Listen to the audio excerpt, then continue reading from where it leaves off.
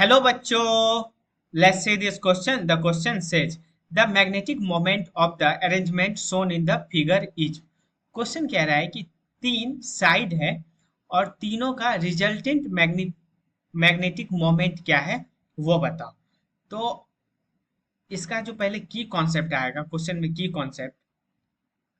Concept वो क्या करेंगे ना, तीनों का हमको रिजल्टेंट साइड, इसको हम लोग वन कह देते हैं, इसको साइड टू कह देते हैं और इसको साइड थ्री कह देते हैं।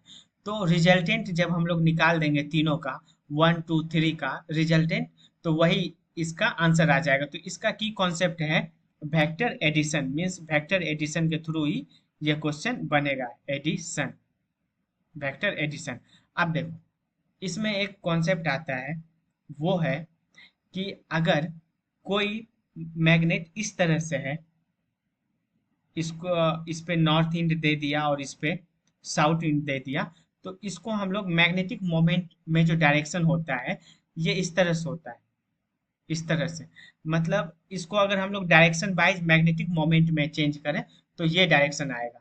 वही अगर वही अगर बार मैग्नेट कुछ इस तरह से हो, इसको नॉर्थ इंड कह दे और इसको साउथ इंड कह दे, तो इसका डायरेक्शन हो जाएगा मैग्नेटिक मोमेंट का कैसा, ऐसा। तो सिमिलरली अब क्या करते हैं, पहले वन और टू और थ्री को हम लोग मैग्नेटिक मोमेंट के डायरेक्शन वाइज चेंज करते हैं। तो देखो वन टू का कैसे हो जाएगा, वन टू का डायरेक्शन ऐसा हो जाएगा, ये वाला जो साइड है इसका डायरेक्शन ऐसा कुछ हो जाएगा और इस वाले डायरेक्शन का, साउथ टू नॉर्थ डायरेक्शन होता है मैग्नेटिक मोमेंट का, तो ऐसा हो जाएगा। तो वन टू को और थ्री को हम लोग एक फिगर के मदद से समझते हैं। तो ये आ गया वन, ये आ गया टू, इसका डायरेक्शन ऐसा, इसका डायरेक्शन ऐसा, और फिर ये आ गया तीसरा जिसका डायरेक्शन ऐसा। देखो तो ये साइड वन था वहां पे, ये साइड टू था और ये साइड थ्री था।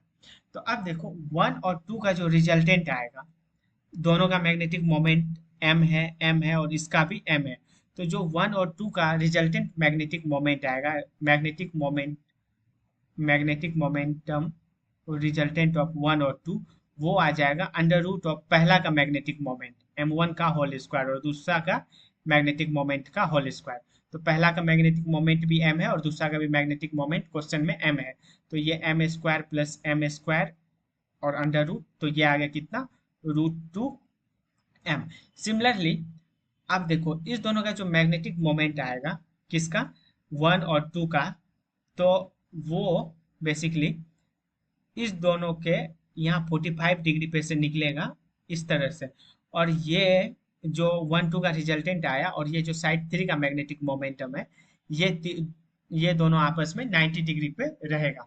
तो अब क्या है कि थ्री का मैग्नेटिक मोमेंट और ये मैग्नेटिक मोमेंट रिजल्टेंट किसका, वन और टू का, दोनों का वेक्टर एडिशन कर देंगे तो हमको रिजल्टेंट मैग्नेटिक मोमेंट आ जाएगा।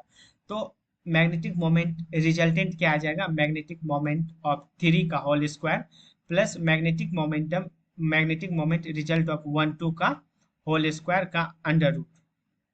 तो अब देखो थ्री का रिजल्टेंट क्या है, क्वेश्चन में एम दिया हुआ है, यहाँ पे देखो क्वेश्चन में थ्री, अच्छा रूट टू एम दिया हुआ है, सॉरी रूट टू एम दिया हुआ है। तो ये आ गया रूट टू एम का होल स्क्वायर, और वन और टू का क्या दिया हुआ है, वन और टू का क्या निकला, इसका भी रूट टू एम दिया हुआ है। तो रूट टू एम का होल स्क्वायर ये आ गया।